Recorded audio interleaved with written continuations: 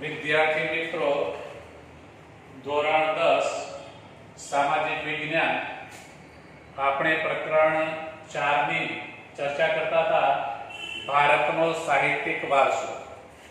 અને એની અંદર છેલ્લે આપણે ભારતની પ્રાચીન વિદ્યાપીઠોની ચર્ચાઓ કરતા હતા. પ્રાચીન વિદ્યાપીઠમાં 4 વિદ્યાપીઠ છે એ વાત આપણે કરેલી. નાલંદા વિદ્યાપીઠ, તક્ષશિલા વિદ્યાપીઠ, વારાણસી એટલે કાશી વિદ્યાપીઠ અને વલભી, જેની અંદરથી આપણે નાલંદા વિદ્યાપીઠની ચર્ચા પૂરી કરેલી. અને ત્યાર પછીની 3 વિદ્યાપીઠોની ચર્ચા આપણે કરવાની છે. એટલે બીજા નંબરે આવે છે તક્ષશિલા વિદ્યાપીઠ. તો હવે આપણે તક્ષશિલાની વાત કરીએ છીએ. વર્તમાન સમયમાં પાકિસ્તાનમાં આવેલ રાવલપિંડીથી પશ્ચિમે પ્રાચીન તક્ષશિલા વિદ્યાપીઠ હતી. તો આજનું પાકિસ્તાન, એ સમયે અખંડ ભારત હતું. પાકિસ્તાન કે ભારત કે અફઘાનિસ્તાન એવા કોઈ ભાગ હતા નહીં. એટલે આજની તારીખમાં આપણે ગણીએ તો એ પાકિસ્તાનમાં ગણાય, પણ એ સમયે ભારતમાં ગણાતી હતી. એટલે આજની તારીખમાં પાકિસ્તાનનું રાવલપિંડી શહેર અને એનાથી પશ્ચિમે જઈએ એટલે ત્યાં આ વિદ્યાપીઠ આવેલી છે. તો તે પ્રાચીન ગાંધાર પ્રદેશની રાજધાનીનું શહેર હતું. હવે મહાભારત અને રામાયણ એ ગ્રંથોની આપણે વાત કરીએ, એની અંદર આ બધા ઉલ્લેખો થયેલા છે કે ગાંધાર પ્રદેશ એ સમયમાં ગાંધાર પ્રદેશ ગણવામાં આવતો હતો અને એની રાજધાની આ તક્ષશિલા હતી. તો આ વિદ્યાપીઠમાં લગભગ 64 વિદ્યાઓનું શિક્ષણ અપાતું હતું. કેટલી વિદ્યાઓ? 64 વિદ્યાઓનું શિક્ષણ અપાતું હતું. અહીં મોટાભાગના વિદ્યાર્થીઓ ગુરુના આશ્રમમાં રહી અને અભ્યાસ કરતા હતા. એટલે આ વિદ્યાપીઠ છે, પહેલા આશ્રમની અંદર રહીને જ ભણવું પડતું હતું. એટલે અહીંયા પણ પેલા વિદ્યાર્થીઓ આશ્રમમાં રહીને અભ્યાસ કરતા હતા. ભગવાન બુદ્ધના શિષ્ય જીવકે અહીં આયુર્વેદ પાઠ શીખ્યા હતા. તો હવે અહીંયા ભગવાન બુદ્ધના શિષ્યની વાત કરેલી છે અને એમના શિષ્ય જીવક છે. અને જીવકે આ જ તક્ષશિલા વિદ્યાપીઠની અંદર કહે છે કે આયુર્વેદનું પાઠ શીખ્યા હતા. આયુર્વેદ આપણે જાણીએ છીએ કેમ એક ચિકિત્સા પદ્ધતિ છે, સ્વાસ્થ્ય સંબંધી, બરાબર છે. એટલે એ આયુર્વેદના પાઠ એને ભણ્યા હતા. અને દંતકથા અનુસાર રઘુકુલમાં જન્મેલા રામના ભાઈ ભરતના પુત્ર તક્ષ પરથી આ સ્થળનું નામ પડ્યું હોવાનું મનાય છે. તો એક દંતકથા છે, એના કોઈ પુરાવા નથી એમ કહેવાય દંતકથા એટલે. તો એ રઘુકુલમાં જન્મેલા રામ, દશરથના પુત્ર આપણે રામ કહીએ છીએ, અને એ રામના ભાઈ ભરત અને એમનો પુત્ર તક્ષ, કે તક્ષ ઉપરથી તક્ષશિલા એવું નામ પડેલું છે. તો 7મા સૈકામાં એ મહત્વના વિદ્યા કેન્દ્ર તરીકે જાણીતો હતો. વિદ્યાર્થીને જે વિષયમાં રસ હોય તેનું શિક્ષણ આપવામાં આવતું. શિક્ષક પોતાની ઈચ્છા પ્રમાણે ગમે તેટલા વિદ્યાર્થીઓને ભણાવતા હતા. તો હવે અહીંયા શું હતી પદ્ધતિ કે વિદ્યાર્થીને જે વિષયમાં રસ હોય તે વિષયમાં એને શિક્ષણ આપવામાં આવતું હતું. બીજા નંબરમાં કે એક શિક્ષક એટલે કે ગમે તેટલા વિદ્યાર્થીઓને ભણાવી શકે એનું કોઈ પ્રમાણ નક્કી નહોતું કે એક શિક્ષક એટલે 5 વિદ્યાર્થી કે 15 જ વિદ્યાર્થી. એટલે ઈચ્છા પ્રમાણે ગમે તેટલા વિદ્યાર્થીઓને ભણાવતા હતા. અને છતાં સામાન્ય રીતે એક શિક્ષકની પાસે લગભગ 20 વિદ્યાર્થીઓ, બરાબર છે. ચોક્કસ પ્રમાણ નહોતું, ગમે તેટલા વિદ્યાર્થીઓને ભણાવી શકે, પણ છતાં એ કહે છે કે 20 જેટલા વિદ્યાર્થીઓ ને એ ભણાવતા હતા. વારાણસી, રાજગૃહ, મિથિલા અને ઉજ્જૈન જેવા દૂરના નગરોમાંથી વિદ્યાર્થીઓ અહીં શિક્ષણ મેળવવા માટે આવતા. એટલે દૂર દૂરથી અહીંયા શિક્ષણ મેળવવા આ વિદ્યાર્થીઓ આવતા હતા. વારાણસીના રાજગુરુઓ અહીં જ શિક્ષણ લેતા હતા. હવે વારાણસીની વાત કરેલી છે, આજનું કાશી, વારાણસી, અને ત્યાંના જે રાજકુમારો, રાજાના જે પુત્રો હોય એ શિક્ષણ મેળવવા માટે ક્યાં જતા હતા? તક્ષશિલા વિદ્યાપીઠમાં જતા હતા. તો કૌશલના રાજા પ્રસેનજીત, વ્યાકરણ શાસ્ત્રી પાણીની અને રાજનીતિજ્ઞ કૌટિલ્ય પણ અહીં જ શિક્ષણ લીધું હોવાનું મનાય છે. તો આપણે સાહિત્યની જે વાતો કરી એની અંદર અંડરલાઈન પણ મેં તમને કરાવી કે વ્યાકરણ શાસ્ત્રી પાણીની, તો એમને પણ તક્ષશિલામાં જ અભ્યાસ કરેલો હતો. અને કૌટિલ્ય અર્થશાસ્ત્રની આપણે વાતો કરી તો એ કૌટિલ્ય પણ અહીંયા શિક્ષણ મેળવેલું હતું. તો તક્ષશિલા ઉચ્ચ શિક્ષણનું કેન્દ્ર હતું. ઉચ્ચ શિક્ષણ એટલે આપણે કોલેજ કક્ષા કે કોલેજથી ઉપરનું શિક્ષણ એટલે આપણે ઉચ્ચ શિક્ષણ કહીશું. અને એનું કેન્દ્ર તક્ષશિલા વિદ્યાપીઠ હતું. તો સામાન્ય સ્થિતિના વિદ્યાર્થીઓ ગુરુના ઘરે રહીને ભણતા હતા. હવે જે લોકોની મતલબ કે જે બાળકોની સ્થિતિ સામાન્ય હતી તો એ ગુરુના ઘરે રહીને ભણતા હતા. અહીં વેદ, શસ્ત્રક્રિયા, ગજવિદ્યા, ધનુર્વિદ્યા, વ્યાકરણ, તત્વજ્ઞાન, યુદ્ધ વિદ્યા, ખગોળ, જ્યોતિષ વગેરેનું શિક્ષણ આપવામાં આવતું હતું. ચંદ્રગુપ્ત મૌર્યના ગુરુ ચાણક્ય અને ખુદ ચંદ્રગુપ્ત મૌર્યએ અહીં શિક્ષણ લીધું હતું. તો 5મી સદીની શરૂઆતમાં ચીનના હાફિયાને કહે છે કે આ સ્થળની મુલાકાત લીધી હતી. તો અગાઉ આપણે નાલંદાની વાત કરી.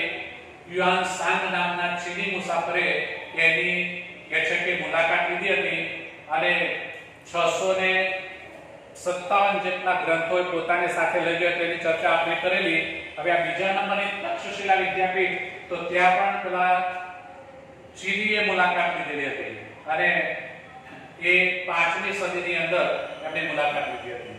હવે ત્યાર પછી આવે છે વારાણસી કે કાશી. ઉપર આપણે વારાણસીના રાજકુમારો તક્ષશિલામાં ભણવા જતા હતા એમ કહેતા હતા. એ જ વારાણસીની અંદર પણ વિદ્યાપીઠ હતી, એને કાશી પણ કહેવામાં આવે છે, વારાણસી પણ કહેવામાં આવે છે. તો વારાણસી યાત્રાધામ તરીકે પ્રસિદ્ધ છે. જે અત્યારે હાલ આપણા દેશના જે વડાપ્રધાન છે એમનો મત વિસ્તાર કહેવાશે. એટલા માટે કે નરેન્દ્ર મોદીએ વારાણસીમાંથી પોતાની બેઠક જીતેલી છે. બરાબર. તો ઈસવીસન પૂર્વે 7મા સૈકામાં તે ભારતનું પ્રસિદ્ધ વિદ્યા કેન્દ્ર હતું. 7મા સૈકાની વાત કરેલી છે. ઈસવીસન પૂર્વે 7મો સૈકો. તો ઈસવીસનના 2020 વર્ષ તો આ થયા અને એની પહેલા 700 વર્ષ. 7મો સૈકો એટલે 700 વર્ષ. તો એ સમયે ભારતનું આ વારાણસી પ્રસિદ્ધ વિદ્યા કેન્દ્ર ગણાતું હતું. ઉપનિષદ કાળમાં તે આર્ય સંસ્કૃતિ અને ધર્મના કેન્દ્ર તરીકે વિકસ્યું. એના રાજા અજાતશત્રુ ઉપનિષદ કાળમાં એક તત્વજ્ઞાનની અને વિદ્યાના પોષક હતા. વ્યાસ સંહિતામાં મહર્ષિ વેદવ્યાસનો આશ્રમ અહીં હોવાનો ઉલ્લેખ થયેલો છે. તો આપણે મહર્ષિ વેદવ્યાસની પણ વાતો સાંભળેલી છે. આ મહર્ષિ વેદવ્યાસનો આશ્રમ એ અહીંયા તક્ષશિલાની અંદર એટલે કે કાશીની અંદર આવેલો છે. તો ભગવાન બુદ્ધે પોતાના મતના પ્રચાર અને પ્રસાર માટે વારાણસી પર પસંદગી ઉતારી હતી. તો ભગવાન બુદ્ધ અને એમને પોતાના ધર્મનો જે પ્રચાર શરૂ કર્યો એ પ્રચારની શરૂઆત એમને વારાણસીથી કરી હતી. આદિ શંકરાચાર્ય જેવા સમર્થ તત્વજ્ઞાનને તેમના વેદાંતના નૂતન સિદ્ધાંતની સ્વીકૃતિ માટે કાશી જવું પડ્યું હતું. તો શંકરાચાર્યની પણ વાત કરેલી છે અને એમને પણ આ કાશીની અંદર પેલા નૂતન એટલે કે વેદાંતના નવા સિદ્ધાંતો સ્વીકારી માટે જવું પડ્યું હતું. ચૈતન્ય મહાપ્રભુ અને પુષ્ટિ માર્ગના પ્રવર્તક વલ્લભાચાર્યએ પણ પોતાના વૈષ્ણવ સંપ્રદાયની પ્રતિષ્ઠા અહીંથી જ મેળવી છે. બુદ્ધ પછી વૈષ્ણવ સંપ્રદાયની વાત કરી છે, એમની શરૂઆત પણ અહીંથી થયેલી. તો પંજાબના વિદ્વાન કુટુંબોએ સ્થળાંતર કરવું પડ્યું ત્યારે તેઓ મુખ્યત્વે કાશી અને થોડા પ્રમાણમાં કાશ્મીર જઈને વસ્યા હતા. હવે પંજાબની અંદરથી પેલા પંડિતોએ વિદ્વાનોએ શું કરવું પડ્યું હતું? સ્થળાંતર કરવું પડ્યું હતું. મતલબ કે પંજાબ છોડીને જવું પડ્યું હતું. તો એમાંથી કેટલાક ગયા એ આ કાશીની અંદર, વારાણસીની અંદર અને કેટલાક કાશ્મીરની અંદર ગયા હતા. તો અન્ય રાજાના રાજકુમારો પણ અહીં ઉચ્ચ શિક્ષણ માટે આવતા હતા. સમ્રાટ અશોકના આશ્રયથી વારાણસીનો સારનાથ મઠ એ પ્રસિદ્ધ વિદ્યાધામ બન્યો હતો. તો અહીંયા સમ્રાટ અશોકની વાતો પણ આપણે સાંભળેલી છે અને એ સમ્રાટ અશોકના આશ્રયથી મતલબ કે એમની મદદથી એમને આ વારાણસી એટલે કે કાશી વિદ્યાપીઠને કહે છે કે મદદ કરેલી અને એને કારણે એ વિદ્યાધામ પ્રસિદ્ધ બન્યો હતો. ત્યાર પછી ચોથા નંબરે આવે છે વલ્લભી. ચોથી વિદ્યાપીઠ વલ્લભી ઈસવીસનના 7મા શતકમાં, હવે ઈસવીસન પૂર્વેની વાત હતી તક્ષશિલા સરે આપણે વારાણસીની વાત કરીએ, હવે વલ્લભીની વાત કરીએ છીએ કે ઈસવીસનના 7મા શતકની વાત છે.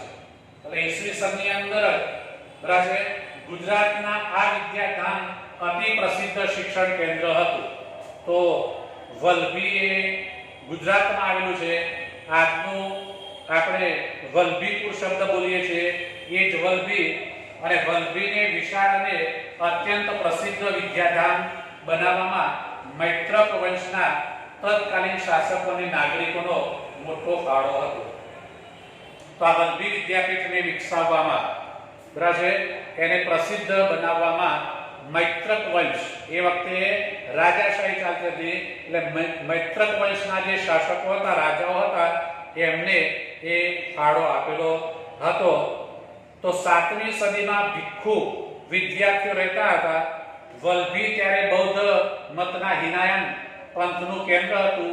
7મા શતકની મધ્યમાં પ્રસિદ્ધ બૌદ્ધ વિદ્વાનો સ્થિરમતી અને ગુણમતી વલ્લભીના અગ્રણી આચાર્યો હતા. તો અહીંયા વલ્લભીની અંદર આચાર્ય તરીકે બૌદ્ધ વિદ્વાનો હતા, અને એમાં બે વિદ્વાનોની વાત કરે છે. એક સ્થિરમતી છે અને બીજા ગુણમતી, એ એના આચાર્ય હતા. દૂર દૂરના એટલે કે ગંગા યમુનાના મેદાન વિસ્તારમાંથી વિદ્યાર્થીઓ અહીં ઉચ્ચ અભ્યાસ માટે આવતા હતા. ચીની પ્રવાસી ઈત્સાંગે નોંધ્યું છે કે વલ્લભીએ પૂર્વ ભારતની પ્રસિદ્ધ શિક્ષણ સંસ્થા નાલંદા સાથે સ્પર્ધા કરતી હતી. તો આપણે અગાઉ પણ નાલંદાની ચર્ચા કરેલી. એ નાલંદા સાથે સ્પર્ધા કરી શકે તેવી કોઈ વિદ્યાપીઠ હોય તો એ વલ્લભી વિદ્યાપીઠ હતી, અને તે ગુજરાતમાં આવેલી છે. તો વલ્લભી એક રાજધાની અને આંતરરાષ્ટ્રીય બંદર પણ હતું. તો એ જમાનાની અંદર વલ્લભી ગુજરાતની રાજધાની પણ ગણાતી હતી અને ગુજરાતનું આંતરરાષ્ટ્રીય બંદર પણ ગણાતું હતું. ઈસવીસન 480 થી ઈસવીસન 775 સુધી એ ગણતરી થતી હતી. તો વલ્લભીના શાસક મૈત્રક રાજવીઓ પણ વિદ્યા અને વિદ્યાપીઠના મહાન આશ્રયદાતાઓ હતા. એ બાબતની નોંધ લેવી પડે કે મૈત્રક વંશના રાજવીઓ બૌદ્ધ ન હતા, સનાતની હતા. તો અહીંયા બૌદ્ધ ધર્મના આચાર્ય ત્યાં કામ કરતા હતા, પણ એનો મતલબ કે એનો ફાળો આપનાર, એને સ્થાપનાર, ચલાવનાર જે મૈત્રક વંશના રાજાઓ હતા એ બૌદ્ધ ધર્મને નતા માનતા, મતલબ સનાતન હતા. સનાતન એટલે દરેક ધર્મની અંદર બાંધવાવાળા, એટલે સનાતની હતા એમ કહેવાય છે. છતાં આ સંસ્થાને મદદ કરતા હતા. ઈસવીસન 775 આરબોએ આક્રમણ કર્યું. હવે આરબ લોકોએ, આરબના રાજાઓએ કહે છે કે આ વિદ્યાપીઠ ઉપર આક્રમણ કર્યું અને મૈત્રકોને પરાજિત થયા અને વિદ્યાપીઠ બંધ પડી ગઈ. કારણ કે મૈત્રક વંશના રાજાઓ ચલાવતા હતા, એમની ઉપર આરબોએ આક્રમણ કર્યું અને એ પ્રદેશ જીતી લીધો, અને એને કારણે પછી પેલી વિદ્યાપીઠ શું થઈ ગઈ? બંધ થઈ ગઈ. તો મૈત્રક વંશના રાજવીઓ, તો અહીં પ્રસિદ્ધ વિદ્વાનો ના નામ દરવાજા ઉપર લખવામાં આવતા હતા. તો હવે જે વિદ્વાન થઈ ગયા આ વિદ્યાપીઠની અંદર ભણી તો એમના નામ ત્યાં દરવાજા ઉપર લખેલા હતા. તો વિદ્વાનો રાજસભામાં પોતાનું પાંડિત્ય દાખવીને રાજતંત્રમાં ઊંચા અધિકારો પ્રાપ્ત કરતા. તો આ જાણીતી વિદ્યાપીઠ હતી અને જ્ઞાનની આરાધના તથા તેની વિશિષ્ટ પ્રકારની શિક્ષણ પ્રણાલીને કારણે ભારતમાં જ નહીં પરંતુ તે સમયના વિશ્વમાં તે પ્રસિદ્ધ થઈ હતી. અને આ વિદ્યાપીઠમાં દેશ પરદેશથી અભ્યાસ કરવા માટે વિદ્યાર્થીઓ આવતા. સાચા અર્થમાં તે આંતરરાષ્ટ્રીય વિદ્યાપીઠ હતી. હવે આંતરરાષ્ટ્રીય પહેલા પણ આપણો શબ્દ આવી ગયો છે. આખા વિશ્વની અંદર જેનો ફેલાવો થયેલો હોય તો એ આંતરરાષ્ટ્રીય કહેવાશે. એટલે દેશ પરદેશથી આ વિદ્યાર્થીઓ ભણવા માટે આવતા હતા, એટલે આપણે કહી શકીએ કે આંતરરાષ્ટ્રીય વિદ્યાપીઠ હતી. તો એમાં લગભગ પ્રત્યેક વિદ્યાશાખાઓનું શિક્ષણ અપાતું હતું. એટલે દરેક પ્રકારનું શિક્ષણ અહીંયા આપવામાં આવતું હતું. તો આ બધી જ વિદ્યાપીઠોમાં નિભાવ રાજાઓ અને શ્રેષ્ઠીઓ આપેલા દાનમાંથી થતો. તે હકીકત તે સમાજની પણ વિદ્યા પ્રત્યેની પ્રીતિ અને નિષ્ઠા દર્શાવે છે. તો એ સમયે કોઈ સરકાર નહોતી કે આ વિદ્યાપીઠો ચલાવે, પણ એ વિદ્યાપીઠોને પેલા શાસકો દ્વારા, ત્યાં રાજ કરનારા રાજાઓ દ્વારા અને શ્રેષ્ઠીઓ કે જે પૈસાદાર વ્યક્તિઓ હતા, શ્રીમંત વ્યક્તિઓ હતા, એમના દ્વારા શું મળતું હતું? દાન મળતું હતું. અને એ રીતે આ સંસ્થાઓ ચાલતી હતી. અને એટલા માટે એવું કહેવાય છે કે એ સમયની પ્રજાને પણ કહે છે કે શિક્ષણ પ્રત્યે પ્રેમ અને નિષ્ઠા હતી એમ કહી શકાય. તો ભારત એ વિદ્યા, કલાઓ અને જ્ઞાન વિજ્ઞાનનું શિક્ષણ આપતી એ વિશ્વ વિખ્યાત યુનિવર્સિટીઓ હતી. તો આપણે આ વિદ્યાપીઠો એટલે એને યુનિવર્સિટીઓ કહીશું. અને એ સમયમાં, પ્રાચીન સમયમાં ભારતની અંદર આવી આંતરરાષ્ટ્રીય વિદ્યાપીઠો, યુનિવર્સિટીઓ હતી કે જે લોકોને, બરાબર, વિદ્યાર્થીઓને વિદ્યા આપતા હતા, કલા શીખવતા હતા, જ્ઞાન અને વિજ્ઞાનનું શિક્ષણ પણ આપતા હતા. તો અહીંયા આપણું પ્રકરણ 4 પૂરું થઈ જાય છે. તમારે સ્વાધ્યાય લખી લેવાનો. સ્વાધ્યાયની અંદર 4 પ્રશ્નો છે, જેમાં પહેલો પ્રશ્ન છે સવિસ્તર ઉત્તર લખો, જેમાં 3 પ્રશ્નો આપેલા છે. બીજો પ્રશ્ન છે મુદ્દાસર જવાબ લખો, એમાં 2 પ્રશ્નો આપેલા છે, જે અત્યારે જ આપણે એક નાલંદાની પહેલા ચર્ચા કરી તેનો પ્રશ્ન છે. અત્યારે હાલ આપણે વલભીની ચર્ચા કરી. આ 2 વિદ્યાપીઠો વિશે તમારે માહિતી આપવાની, એટલે સવિસ્તર મુદ્દાસર પ્રશ્નો થઈ ગયા. ટૂંકમાં જવાબ આપો. ત્રીજો પ્રશ્ન છે, એમાં 3 પ્રશ્નો તમારે લખવાના છે. અને ચોથા નંબરની અંદર વિકલ્પો, અંદર આપેલા જવાબો જે છે એમાંથી સાચો વિકલ્પ શોધીને તમારે લખવાનો છે. તો આ રીતે તમારે આ સ્વાધ્યાય લખી લેવાનો. હવે આપણે પ્રકરણ 10 ની અંદર જઈએ છીએ. અહીં લખેલું છે પ્રકરણ 10 ભારત કૃષિ, એટલે ભારતની ખેતી. કૃષિ એટલે ખેતી. આપણે બધા જાણીએ છીએ તેમ કે ભારત એક ખેતી પ્રધાન દેશ છે. એટલે એક અહીંયા પ્રકરણ આપણે આપ્યું છે ભારત કૃષિ. હવે એની અંદર પ્રસ્તાવિકની વાત કરીએ, પ્રસ્તાવનાની વાત કરીએ, તો આપણે જાણીએ છીએ તેમ કે આ પ્રકરણમાં કઈ બાબતોનો આપણે અભ્યાસ કરવાનો છે એની માહિતી એમાં ટૂંકમાં આપેલી હોય એ પ્રાસ્તાવિક હોય. તો પ્રાચીન કાળથી કૃષિ ભારતના મોટા ભાગના લોકોની આર્થિક પ્રવૃત્તિ રહેલી છે. તો અહીંયા પ્રાચીન કાળથી ભારતના મોટા ભાગના લોકોની પ્રવૃત્તિ, આર્થિક પ્રવૃત્તિ, મતલબ કે પૈસા કમાવા માટેની પ્રવૃત્તિ, એટલે એને આર્થિક પ્રવૃત્તિ કહેવાય છે. અને એ કઈ કહેવાશે? કૃષિ, મતલબ કે ખેતી. તો આજે પણ ભારતની અર્થવ્યવસ્થાનો મુખ્ય આધાર કૃષિ જ રહ્યો છે. એટલે આપણું જે અર્થતંત્ર, ભારતનો જે વિકાસનો જે આધાર છે, આર્થિક દેશની જે સ્થિતિ છે એ કૃષિ ઉપર આધાર રાખે છે. તો ખેતી ભારતનું એક મહત્વનું સંસાધન છે. અગાઉ આપણે પ્રકરણ ભણી ગયા છીએ સંસાધનો, અને એની અંદર પણ આપણે જમીન એ સંસાધન છે એ વાત કરી. એટલે અહીંયા પણ એ જ વાત કરી છે, ખેતી એ ભારતનું સંસાધન કહેવાય છે.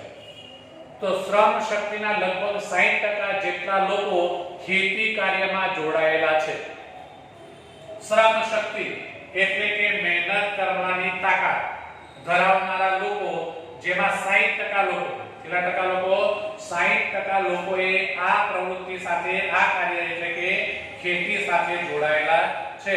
તો ભારતના લોકોને માત્ર ખોરાક પૂરો પાડવા ઉપરાંત ઉદ્યોગો માટે વિવિધ પ્રકારનો કાચો માલ પણ ખેતીમાંથી જ મળે છે. તો એક તો દેશના લોકોને અન્ન મળી રહે, એટલે કે ખોરાક પૂરો પાડી શકાય એટલું અનાજનું ઉત્પાદન, અને એ સિવાય દેશમાં જે કોઈ ઉદ્યોગો ચાલે છે એ ઉદ્યોગો ચલાવવા માટે એમાં રો મટીરીયલની જરૂર પડે, કાચો માલ. બરાબર છે? તો એ કાચો માલ પણ શામાંથી મળે છે? ખેતીમાંથી જ મળતો હોય છે. તો રાષ્ટ્રીય ઉત્પાદનમાં કૃષિનો લગભગ 22% જેટલો હિસ્સો છે. રાષ્ટ્રીય ઉત્પાદન એટલે કે આખા દેશનું જે ઉત્પાદન થાય છે એમાં એકલી ખેતી કે ખેત પેદાશોની વાત કરીએ તો એનો હિસ્સો કેટલો છે 22% છે. તો નિકાસમાં પણ ખેતી પાકો અને ખેતી પેદાશોનો લગભગ 18% જેટલો હિસ્સો છે. તો રાષ્ટ્રીય ઉત્પાદનમાં 22% અને નિકાસ એટલે ઉત્પાદન કરી અને બીજા દેશને વેચવાનું. તો ખેત પેદાશો ખેતીના પાકો આપણે જે ઉત્પન્ન કરીએ છીએ એ બીજા દેશોને વેચીએ છીએ અને એ લગભગ કેટલા ટકા છે 18% હિસ્સો આપણે જે નિકાસ કરીએ છીએ એમાં 18% નિકાસ માત્ર અને માત્ર ખેતીમાંથી જે ઉત્પાદન થાય છે ખેતીમાંથી જે પેદાશો પેદા કરવામાં આવે છે એનો હિસ્સો છે. તો જેનાથી દેશને દર વર્ષે વિદેશી મૂલ્યામણ પ્રાપ્ત થાય છે. તો એ તો આપણે પહેલા જ વાત કરેલી છે કે આપણે જે નિકાસ કરીએ છીએ એના બદલામાં આપણને જે મળે છે એ વિદેશી મૂલ્યામણ કહેવાશે. તો ભારતીય અર્થવ્યવસ્થા મુખ્યત્વે ખેતી ઉપર આધારિત છે. આમ ભારત એક કૃષિ પ્રધાન દેશ છે. આ તમે પહેલેથી ભણતા આવ્યા હશો કે ભારત એક ખેતી પ્રધાન દેશ એવું કહેવામાં આવેલું છે અને ભારતનું જે અર્થતંત્ર છે ભારતની જે વ્યવસ્થા છે એ લગભગ ખેતી ઉપર જ છે. તો ફળદ્રુપ મેદાનો બારે માસ પાક લઈ શકાય તેવી અનુકૂળ આબોહવા સિંચાઈ કુશળ અને મહેનતુ ખેડૂતો વગેરેને લીધે ભારતના મોટાભાગના વિસ્તારોમાં 2 કે તેથી વધુ પાકનું વાવેતર કરી શકાય છે. હવે ખેતી માટે અનુકૂળતા છે ભારતમાં એટલે ફળદ્રુપ મેદાનો છે બારે માસ કે છે કે પાક લઈ શકાય તેવી આબોહવા સિંચાઈ પણ છે અને કુશળ કામ કરનારા માણસો બરાબર છે મહેનતુ ખેડૂતો એ પણ ભારતની અંદર છે.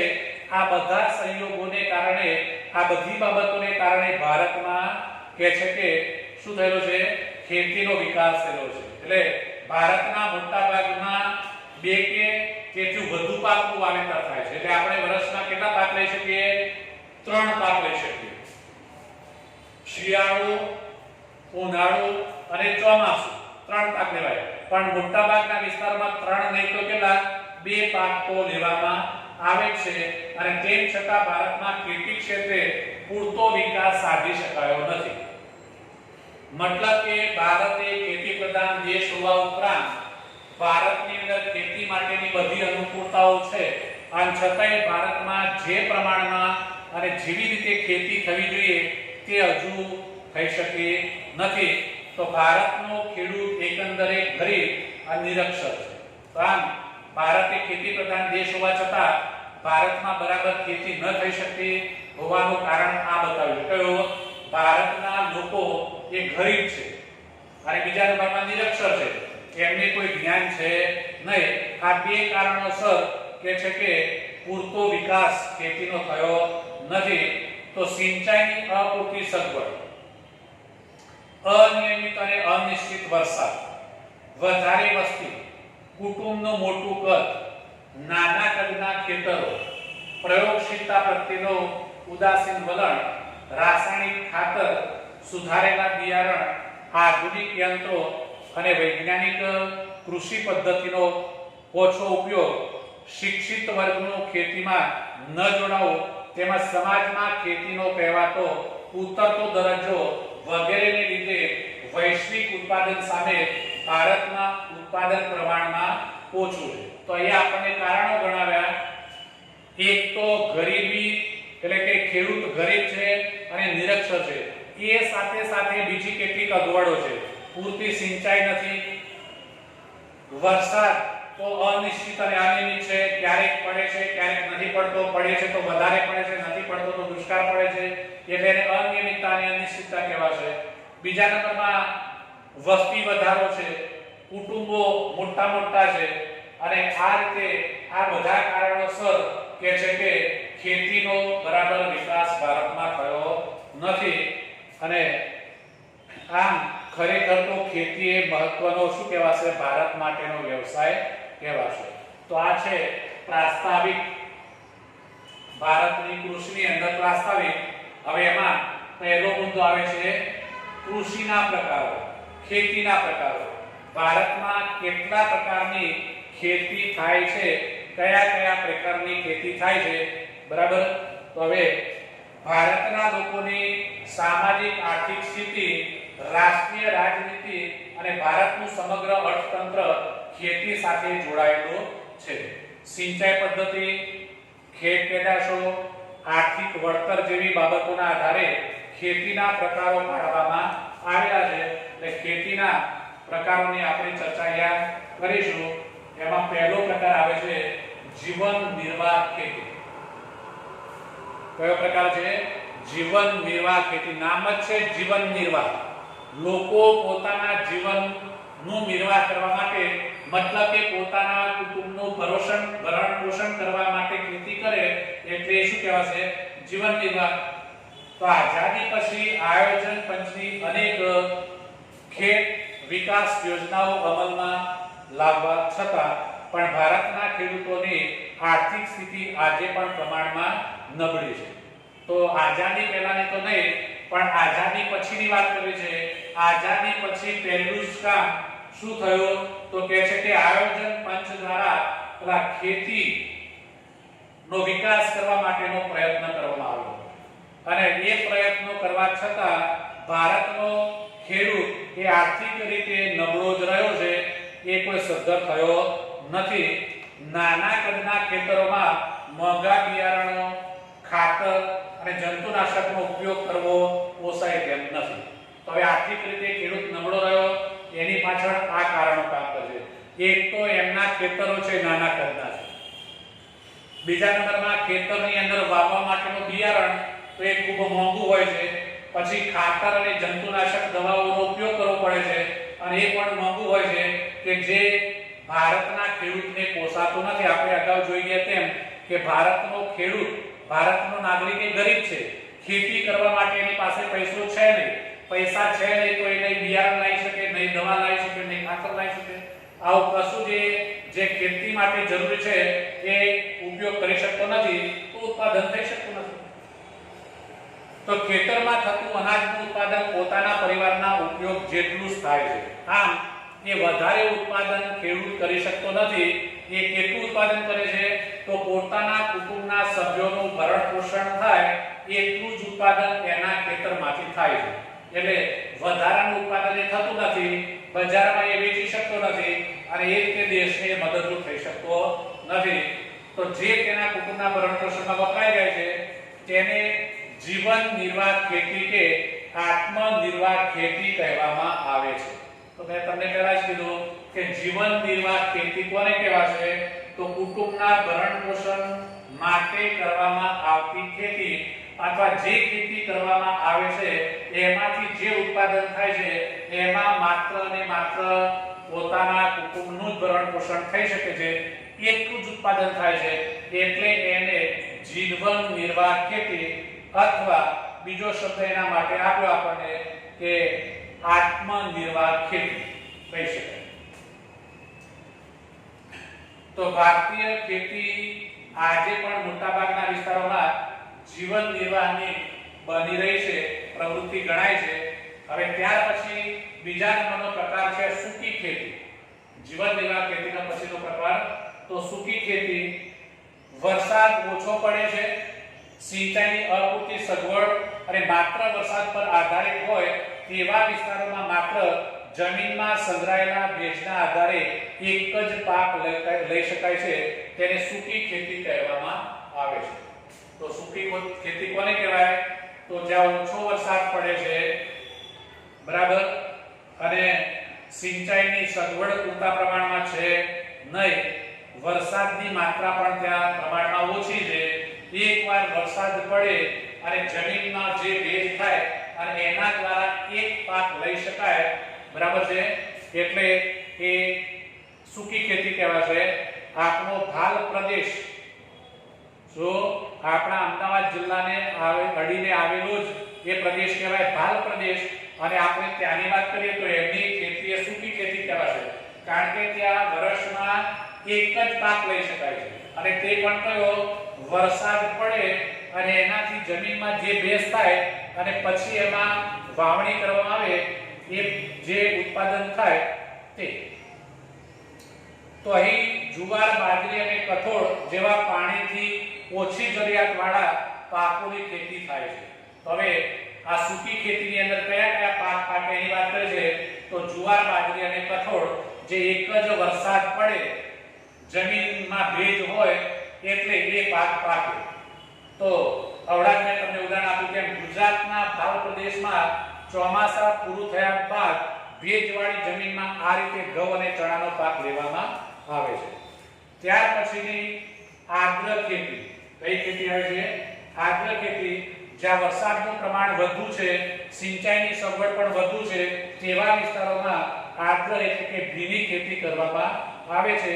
વરસાદ ન પડે કે ઓછો પડે ત્યારે સિંચાઈ દ્વારા વર્ષમાં એક કરતા વધુ પાક લઈ શકાય છે, જેમાં ડાંગર, શેરડી, કપાસ, ઘઉં અને શાકભાજીની ખેતી કરાય છે.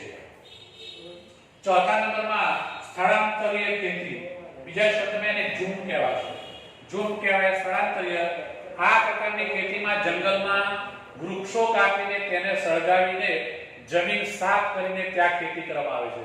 આ 2 થી 3 વર્ષ ખેતી કરાય છે. જમીનની ફળદ્રુપતા ઘટતા આ વિસ્તાર છોડી દઈ અને બીજી જગ્યાએ આ જ રીતે ખેતી શરૂ કરવામાં આવે છે. તેને ઝૂમ ખેતી પણ કહેવાય અને એને સ્થળાંતરીય ખેતી પણ કહેવાય. આ ખેતીમાં ધ્યાન રાખીને શાકભાજી ઉગાડાય છે. આ ખેતીમાં ઉત્પાદન ખૂબ ઓછું થાય છે. પાંચમા નંબરે બાગાયતી ખેતી. કઈ આવશે? બાગાયતી ખેતી. બગીચાઓ દ્વારા ખેતી કરવામાં આવે છે. આપણે પેલા વૃક્ષોના, બરાબર ને, બગીચાઓની વાત કરીએ છીએ. નાળિયેરના બગીચા હોય છે, બરાબર, દ્રાક્ષના કે તો એ બધા બગીચા હોય છે. તો બાગાયતી ખેતી એક ખાસ પ્રકારે થતી ખેતી છે. એમાં રબર, ચા, કોફી, કોકો, નારિયેળ ઉપરાંત સફરજન, કેરી, સંતરા, દ્રાક્ષ, આમળા, લીંબુ, ખારેક, આપણે એને ખલેલા પણ કહીએ છીએ, વગેરે ફળોની ખૂબ જ માવજત સાથે ખેતી કરાય છે. તો અહીંયા જે વાત કરી એ બધી બાગાયતી ખેતીના પાકો છે. તો રબરનો બગીચો હોય, ચાનો બગીચો હોય, કોફી, કોકો, નારિયેળનો બગીચો હોય, સફરજન તો એના પણ બગીચા હોય, કેરીના પણ, સંતરા, દ્રાક્ષ, આંબળાના બગીચા હોય, લીંબોડીઓનો, ખારેકનો, બરાબર. તો આ પ્રકારની ખેતીમાં વધુ મૂડી રોકાણ, કુશળતા, તકનીકી જ્ઞાન, યંત્રો, ખાતર, સિંચાઈ, પરિરક્ષણ, સંગ્રહણ અને પરિવહનની પર્યાપ્ત સુવિધા હોવી જરૂરી છે. તો અહીંયા આ પ્રકારની ખેતી કરવા માટે કહે છે કે ખેડૂત પાસે આ બધું હોવું જોઈએ, તો જ આ ખેતી થઈ શકે. મૂડી રોકાણ એટલે રૂપિયાનું રોકાણ કરવું પડે કે જે કંઈ મૂડી તરીકે જમીન છે, રૂપિયા છે, એ બધું જોઈએ. એ કુશળતા એની અંદર હોવી જોઈએ, એની પાસે જ્ઞાન હોવું જોઈએ, ટેકનિકલ જ્ઞાન હોવું જોઈએ, એ પ્રકારના યંત્રો હોવા જોઈએ, ખાતર જરૂર પડે તે હોવું જોઈએ, સિંચાઈ એટલે પાણીની સગવડ હોવી જોઈએ, પરિરક્ષણ એનો સંગ્રહ કરવાની ક્ષમતા હોવી જોઈએ, બરાબર. અને છેલ્લો પ્રકાર એટલે સઘન ખેતી. જ્યાં સિંચાઈની સુવિધા વધી છે ત્યાં રાસાયણિક ખાતરો, કીટનાશકો અને વિવિધ પ્રક્રિયામાં યંત્રોના વ્યાપક ઉપયોગથી ખેતીમાં યાંત્રીકરણ આવી ગયું છે. તો આ પ્રકારે થતી ખેતીને સઘન ખેતી કહેવાશે. અને આ ખેતીમાં રોકડિયા પાકોનું વાવેતર વધુ થાય છે. અહીં હેક્ટર દીઠ ઉત્પાદનમાં ખૂબ જ વધારો થયેલ છે અને આ પ્રકારની ખેતી હેઠળનો વાવેતર વિસ્તાર સતત વધતો જાય છે. તો આ ખેતીમાં આર્થિક વળતરને મહત્વ અપાતું હોવાથી તેને વ્યાપારિક ખેતી તરીકે ઓળખવામાં પણ આવે છે. તો આપણા અહીંયા કૃષિના પ્રકારો 6 પ્રકારો છે, એની ચર્ચા પૂરી થાય છે.